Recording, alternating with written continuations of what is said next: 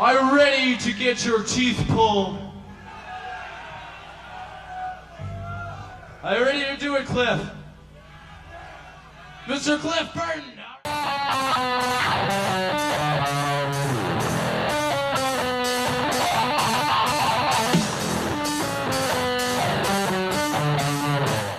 Burton was a former member of the metal band Metallica from 1982 to 1986. He had a stronger understanding of music theory than the rest of Metallica, so he had a major impact on what Metallica became. In his short life, he accomplished a lot, enough to get his bases in the Rock and Roll Hall of Fame.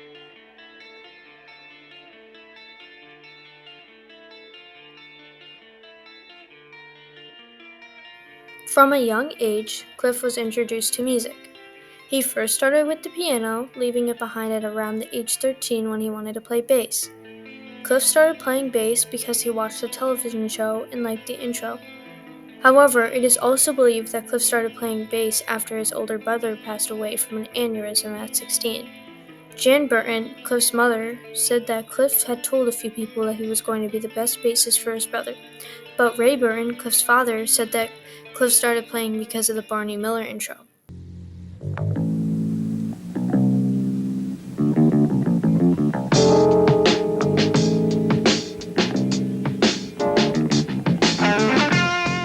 Cliff played baseball but mostly liked to read books and didn't hang outside much.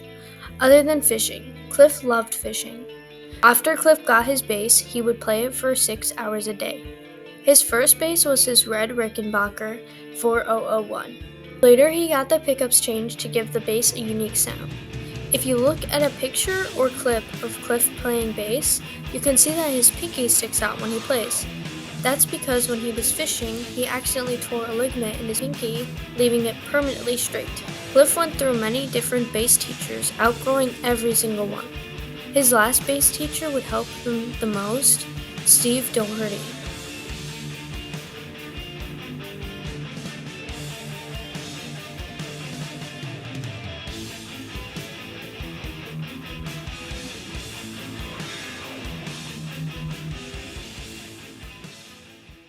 Agents of Misfortune.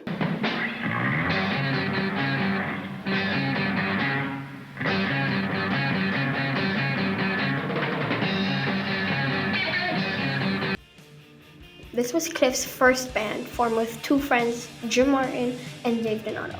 He was in this band from 1980 to 1982. They were originally called Easy Street, but changed it after the Blue Oyster Cult album, Agents of Fortune. This cuts into Cliff's time in Trauma, since this was like a side project to him, but he left it behind once he joined Metallica. Trauma.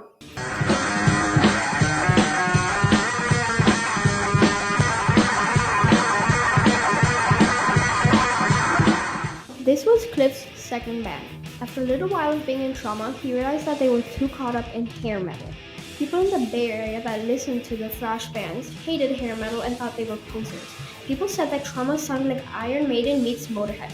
Cliff was only in Trauma from 1981 to 1982. Like Agents of Misfortune, Cliff left Trauma. Metallica.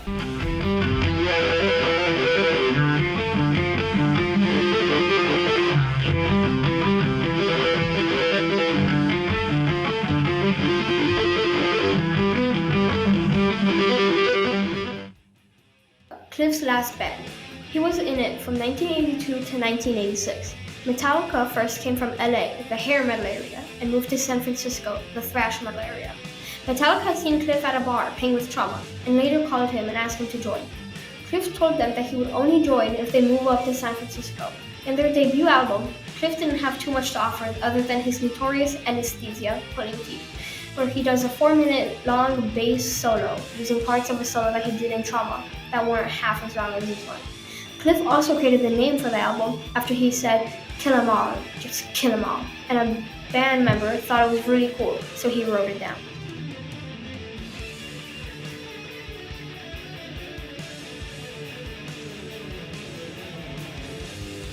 Cliff brought his Rickenbacker to Chuck Martin, the manager of a store called Rick's All Music. They had been friends for a while, and Cliff brought many things for him to fix prior, so Cliff knew he could do it. Cliff had a Gibson E.B. Mudbucker humbucker installed in the neck and a Seymour Duncan stacked jazz bass pickup in the bridge.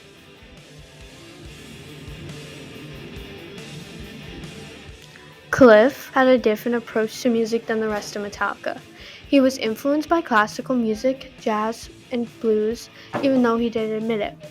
He used blues scales inside of some songs that Metallica created, but he was also influenced by Misfits, Motorhead, ZZ Top, Blue Oyster Cult, Rush, and REM, still allowing him to understand the qualities that rock has.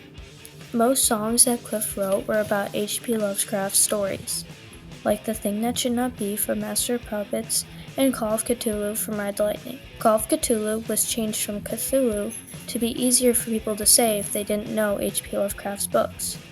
Both of these songs have to do with the creature Cthulhu. Cliff didn't only incorporate H.P. Lovecraft, but also classical music. He really liked Bach, and in the beginning of his solo in Damage Incorporated, he used Come Sweet Death.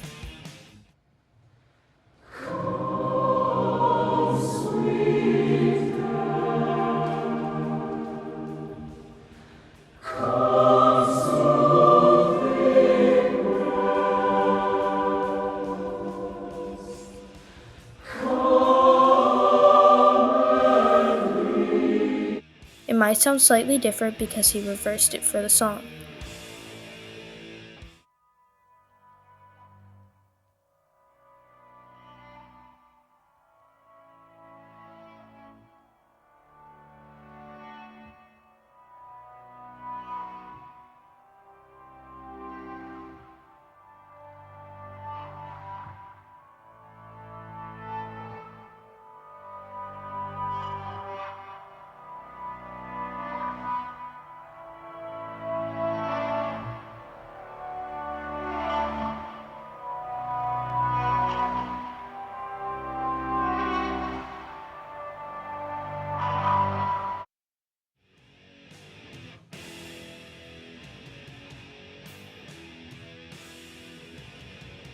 While Metallica was driving on the bus in Sweden, Cliff and Kirk drew cards over who gets the top bunk. Cliff went first and drew an ace, so he got the top bunk.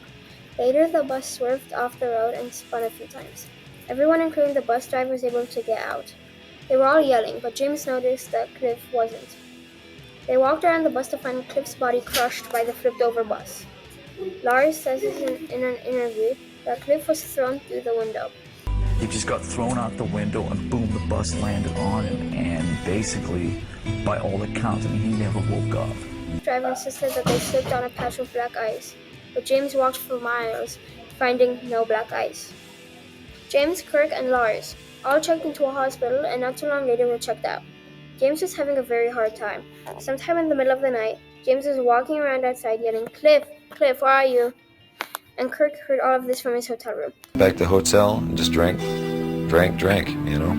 I remember at 4 o'clock in the morning, I could hear James down on the street, drunk, screaming, Cliff, Cliff, where are you?" And when I heard that, I just broke into tears, Kirk later states in an interview that he still feels slightly guilty over the drawing of the cards.